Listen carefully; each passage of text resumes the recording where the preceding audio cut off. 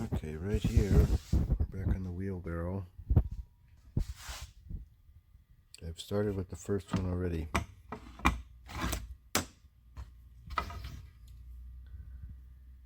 Just put the dowel rod in and started cutting while the dowel rod was in to mark it, and then I removed it and finished cutting.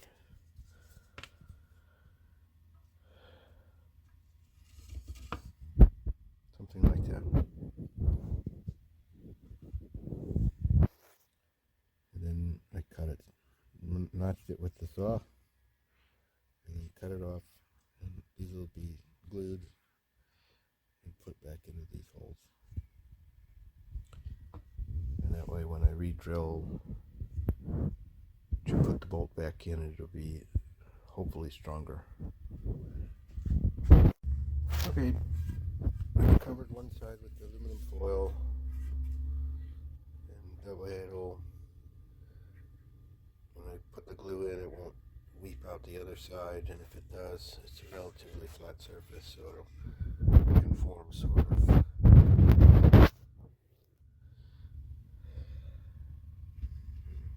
I'll go ahead and glue these and then do the other one. Okay, the holes are plugged with dowels and glued, and then I wiped them off. This one I wiped off after I did the second one, so it ended up drying a little bit more, and that's what that looks like, but I'll sand it down. This one was wiped when it was wet, which is why it looks that way.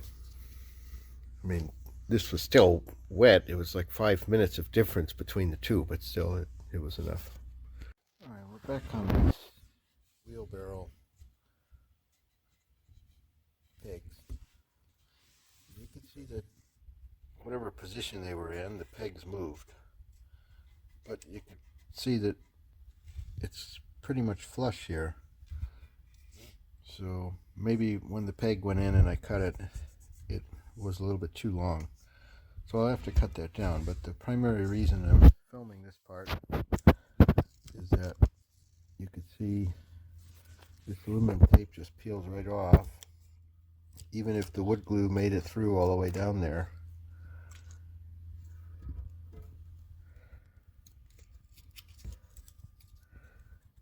I don't have to fight it.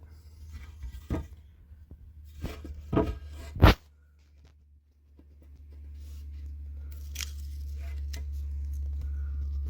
could see in that one that some wood glue, or at least sawdust, was trapped by the tape.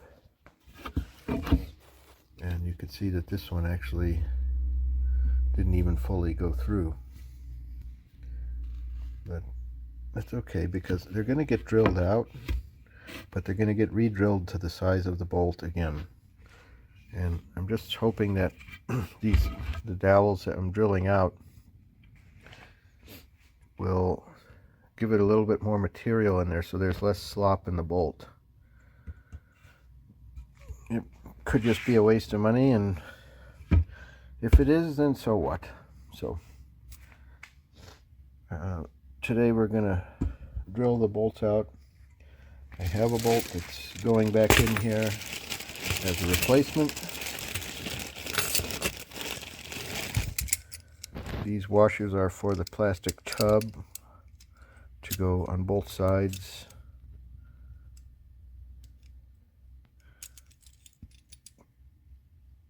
Well, at least on the top side. I don't think the bottom side needs a washer, because the bottom side is in the wood like this, and then the washer goes into the plastic bucket, because the plastic bucket has some big holes and gaps in the plastic. So there's 6 holes in the bucket, and I'm going to put a washer on all of them.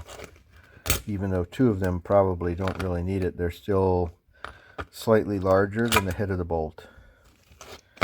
So that's the game plan there. And this is the bolt. I have a couple of more somewhere around here, probably still in the car, that I need to keep a hold of, because I go back and reusing some of the bolts. Well, all of the bolts, but I had to buy more. And you can see that the dowel is just about the size of this bolt.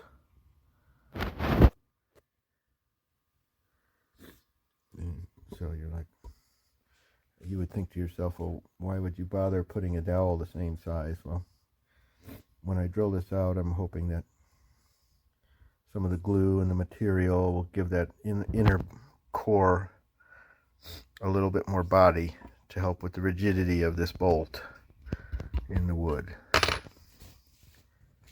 Alright, I'm just going to go ahead and give the glue spots a quick sanding on both sides of the hole, because I'm going to apply the wood hardener today. And we'll go from there. And then, because that way tomorrow, when I go to the customer's house, I can use the paint that we have there for this and go ahead and sand and paint the metal parts of the wheelbarrow. I'm still waiting on the wheels from the tire shop. Both of the insert and the outer tread were both broken and leaking air, so both of them are getting redone. And yes, I could have purchased them at the local hardware store. However, they only had one of the inner tubes in stock, and I believe in order to change out the actual tire, I think I need a press or something to that effect. And I'm just not sure that I have the correct tools for that based on what my observation of the needed procedure was. So I opted, I looked at the cost of the inner tubes and the tires, and it was basically the same if I bought them myself and did the work, if I just hired the tire company to put them on and replace them. So I went ahead and did it that way. But let's go ahead and get started on the sanding, and we'll be back. Just kidding, I forgot I'm in the process of drilling out these holes. I'm just doing 3 things at once, I guess, but yeah, both of them have already been pre-drilled, and I think I'm going to use this 9/32 to see if I can get close to this, because if I put it by eye, it's pretty close, and I kind of want them tight in the wood. So let's see how that goes. I have to find it. There it is. It's floating over here. Had it ready and just rolled. Anyway, so that's going to be before I sand. I'm going to do this first. Okay. You can see the bolt has some rigidity inside the shaft now. And I can thread it in.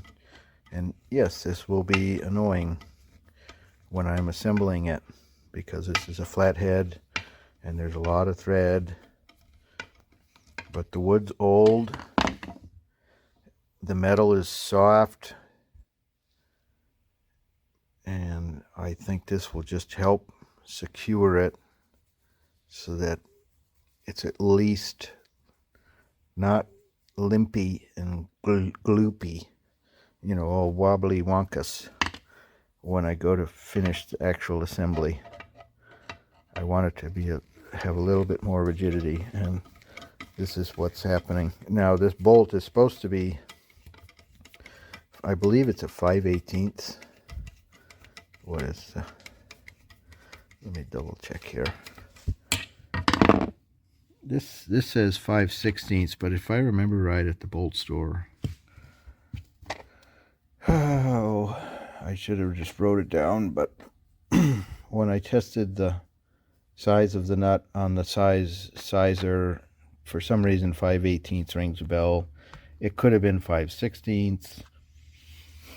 Anyway, coarse thread, and yeah, the dowel seems to be doing what I wanted, especially with the glue. So you could see some of the dowel remains. Most of it probably came out. It was probably a pointless venture, but under drilling it, I think it certainly helped, because it doesn't slide through. If I push, I have to thread it, which is what I was wanting. And you're like, why would you waste your time with that? Well, I don't know. I'm just going to figure it out. Okay, this is my project, not yours. All you have to do is watch. Okay, now that we got that, I'm going to finish drilling all these holes, and then we'll go to the sanding and wood hardening. Okay, I went ahead and sanded this stuff down. And I was noticing that you could see the eye is different from where the top side and the bottom side are. The top side looks really nice, and then the bottom side looks lopsided. I'm not too worried about that. Like I said, the metal's soft. I think it's going to be fine. The worst case scenario is I need to put a washer over this space, so when the bolt comes down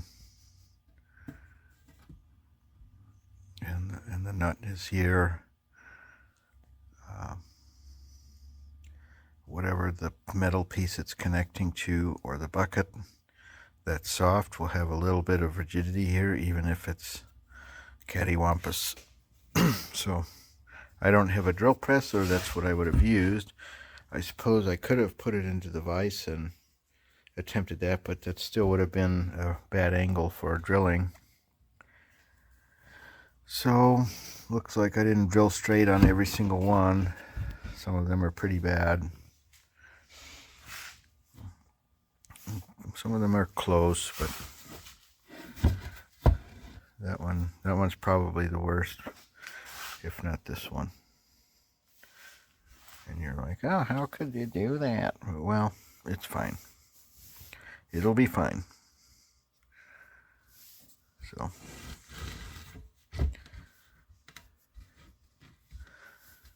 don't worry.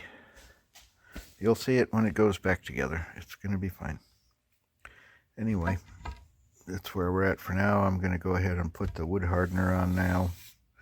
I think I snagged on some mineral spirits or something. I may just go ahead and try and wipe the dust off from the sanding, and then I'll probably take a piece of cardboard outside and paint on the wood hardener outside. I don't really think I want to breathe that in too much.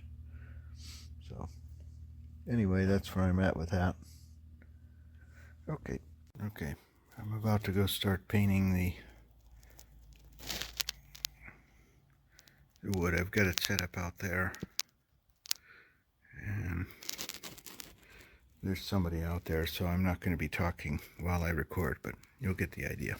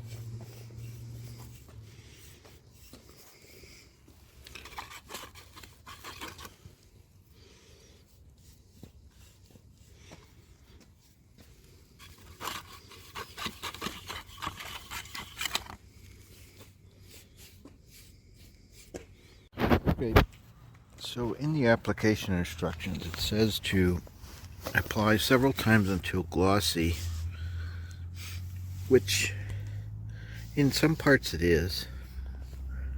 It's hard to exactly tell, but I think this is enough. All I'm trying to do is basically harden the exterior of the wood to prevent further softness and degradation. You could essentially soak this stuff in the hardener and until it stops drinking it, and then remove it, and then you know you have a fully hardened substance. But then would you even call it wood at that point? I still want to do the underside, but as soon as I was touching the Minwax wood hardener, I noticed that the latex gloves were very sticky and adhering, and I didn't want to turn these while it was still slightly wet before I continue applying more coats. So for right now, I'm just going to let this air dry for 2 to 4 hours, and the next task I'm probably going to go work on the next video, because I don't think I have a video ready for this week yet, which for you is in the past. Alright, being that I still have 2 hours or so, well, maybe 3, before I come back out here and use this brush again, I imagine the wood hardener is pretty, I mean, you could see it, it's basically sticking to the brush momentarily. I'm going to try this mineral spirits and see if this helps keep the brush clean. Just going to let the brush soak in there, and if the bristles stay soft, when I return to use it, then I know for the wood hardener that's going to be a suitable brush cleaner. Anyway, okay, well, I've already gone ahead and put the second coat, but as you can see, sitting inside the low odor mineral spirits, the brush has maintained some degree of softness.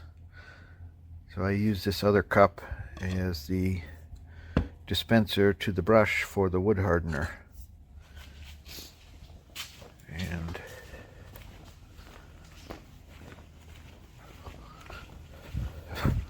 this is an attempt at water control. Anyway, so that's the bottom side that I have not done yet, and you can flip through the videos and verify that. I don't care about actually proving it. There's no reason for me to do 3 faces and then not do the bottom face. Anyway, so I'm going to let this dry the way that it is. It's relatively glossy based on how I'm looking at it. I could probably put more coats. However, being that this is going to be painted, and based on the fact that I see gloss depending on how the light hits it, I'm going to stop here. I don't want to add more. The wood is relatively still of a decent hardness. It's just making sure that the edge that's open to the air is more hard than it was before, because it was kind of powdery, and if I sanded it, it was kind of soft and it would easily sand through because the wood didn't have a lot of strength left. So after sanding, whatever wood is here is still relatively decent, so I'm just trying to protect that. Anyway, for now, that's where we're at. The holes have been drilled. We've put the wood hardener. Tomorrow we'll paint this, sand the metal parts, paint the metal parts, and then next week, Thursday, we'll go ahead and assemble everything, and you should see a result of a full wheelbarrow. So, a couple things here. Got the air compressor going. I got the specs for this McGraw sander is supposed to be less than 90 psi. Well, no more than 90, so I'm going under that by probably 15 psi.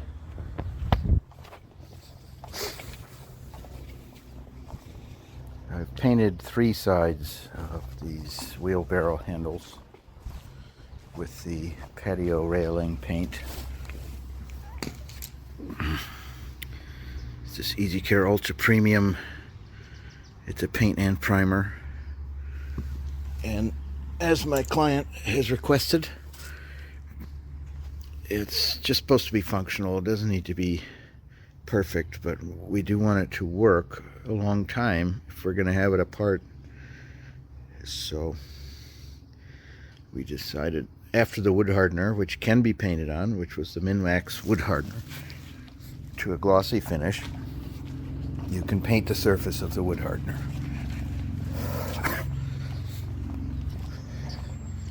The other thing we're going to do here, it's a couple things actually, 3 probably in the grand scheme of things. 1, remove the rust from the bolt. 2, remove the rust from the metal using the die grinder with a rust removal pad. And 3 is paint these parts, which, now that I notice, this wing and this wing, one of them looks bent, if not both. But anyway, oh, maybe you could count it as 4 things, but I'll wait to straighten that until it's reassembled or in the assembly process. And this is what we're going to coat that metal with. High gloss metal and wood enamel, prevents rust for exterior or interior. Outstanding adhesion and extremely durable. So I imagine after sanding it, I'll blow it off with a compressor to remove the dust particles from the rust and paint and whatever else. And then we'll get this painted today. If it's dry by tomorrow, I have to look at the can to see what the dry time is. I'll probably check that later, but yeah, for now that's what. So we're going to go ahead and do this live. Well, not live, but I'm just going to record it while I'm working. Where we're at. All right. You can see here, this says it's $8. We got a thrift store in town.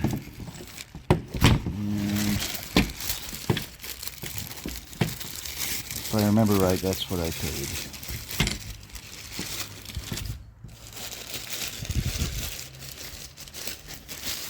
Some of you, for the OG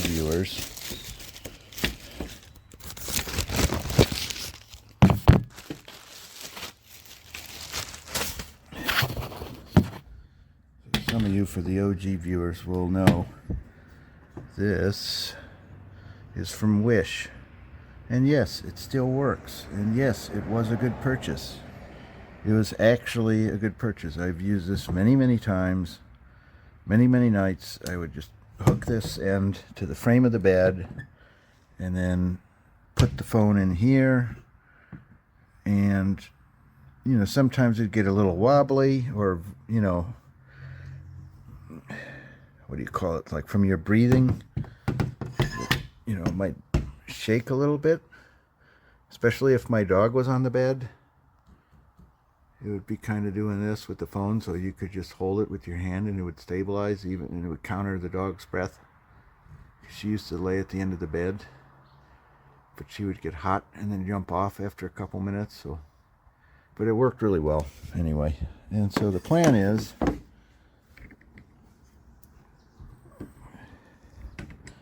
I want to put this onto here, and then we'll get an angle. Probably I'll put the stand somewhere over here and do the die grinding somewhere over here, and you get the idea.